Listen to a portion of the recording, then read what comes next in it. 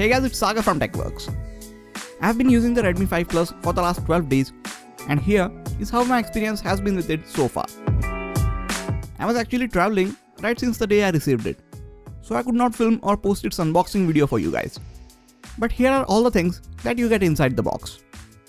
Yes, you get a transparent TPU case in the box, which is a really good move by Xiaomi. There is Chinese writing on the box, and that is because I got this phone from GearBest as it is not yet available in India. We have no clue if Xiaomi plans to bring this phone to India, but if you still want to get one for yourself, the purchase link and the coupon code to get it for as low as $160 is in the description section, so make sure you check that out.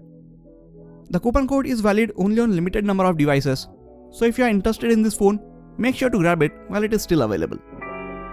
Before we start this review, make sure to hit the subscribe button so you don't miss out on any of the amazing videos coming up on this channel.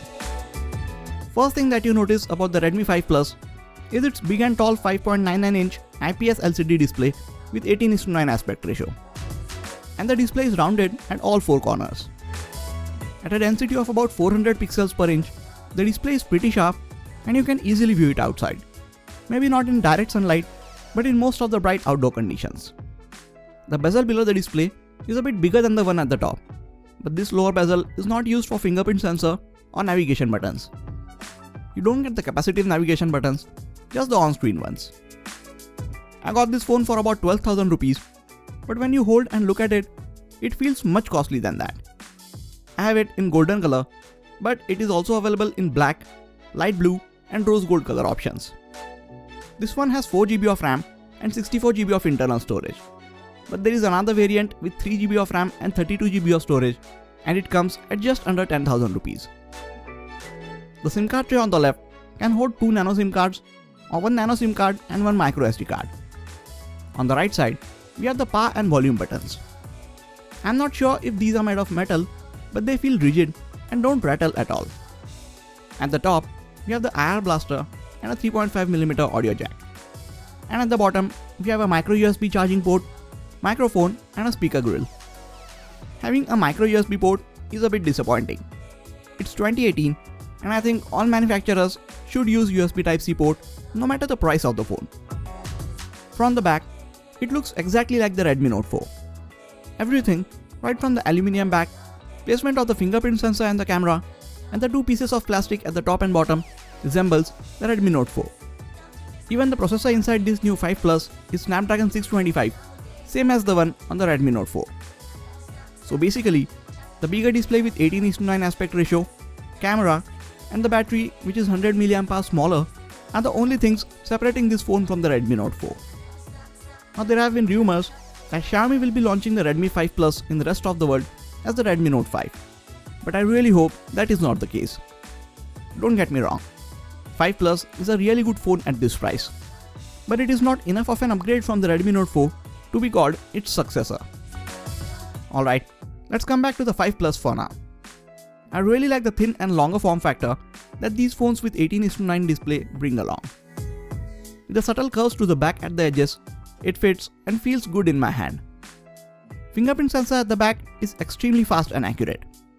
This might very well be the fastest fingerprint sensor on a 10,000 rupees phone that I have seen. Call quality and cellular reception is pretty good, and in case if you're wondering, I have been using it with a Jio SIM card and VoLTE seems to be working just fine. The output from the single speaker is good and loud, but don't expect it to sound deep or pump out a lot of bass. Watching videos is a really good experience on this big display. You can pinch in while viewing videos on YouTube, so the videos take up the complete display and you don't see black bars at the sides. Redmi 5 Plus comes with all the necessary sensors like accelerometer, compass sensor, gyroscope, GPS, proximity sensor, and ambient light sensor, so kudos to Xiaomi for including all of these. You also have a small notification LED at the top right of the display and an IR blaster to control your home appliances. By now, we have seen Snapdragon 625 processor in numerous budget smartphones, and it is famous for its reliability and ability to handle day-to-day tasks really well. You can run most of the games smoothly on this phone, but loading high graphics games might take a bit longer, so keep that in mind. You can play games and have multiple apps open in the background at the same time, but even then, there is no heating issue. Despite of having 4 gigs of RAM, this phone doesn't keep a lot of apps in the memory, and many of them have to reload when I get back to them from the app switcher. It's not a big deal for a lot of people out there, especially considering the price at which this phone comes in. MIUI 9.2 based on Android 7.1.2 keeps this phone flying.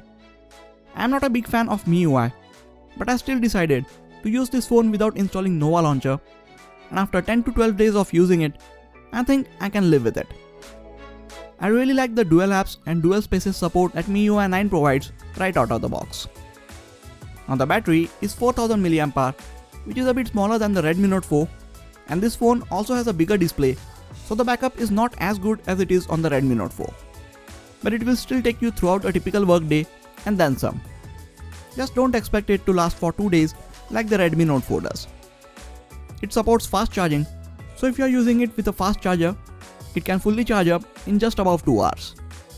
We have a single 12 megapixel camera with f2.2 aperture at the back, and a 5 megapixel camera with a dedicated flash at the front.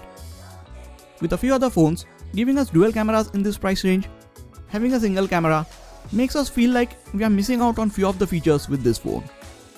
Now Xiaomi's Redmi series has never been too good with cameras, but with the Redmi 5 Plus, you can get some sharp and detailed images in good lighting conditions. It captures skin tones very well, captures a lot of details, and with the HDR mode turned on, dynamic range is also very good for a phone at this price. Low light performance is not the best, but I think it is slightly better than the Redmi Note 4. There is obviously a lot of noise, especially in darker parts of the images, but I think the overall images are reasonably detailed and usable. I am not planning to make a dedicated camera review of the 5 Plus, but if you still want to watch it, let me know in the comment section. As I said earlier in the video, biggest change between this phone and the Redmi Note 4 is the display. The rest of the phone and my overall experience with it is mostly similar to the Redmi Note 4, which was really good. If you are looking to get a new smartphone, then the Redmi 5 Plus is really worth taking a look at. But if you already own the Redmi Note 4, I would not suggest you to go with this phone, as it won't be much of an upgrade for you. Wait for Xiaomi's other launches coming up. Hopefully on 14th Feb, if they launch the Redmi Note 5 with upgraded internals, dual cameras and 18:9 display, then you can upgrade from the Redmi Note 4. In any case, do let me know what are your thoughts about this Redmi 5 Plus in the comments. Again, for price and availability, check out the links in the description section.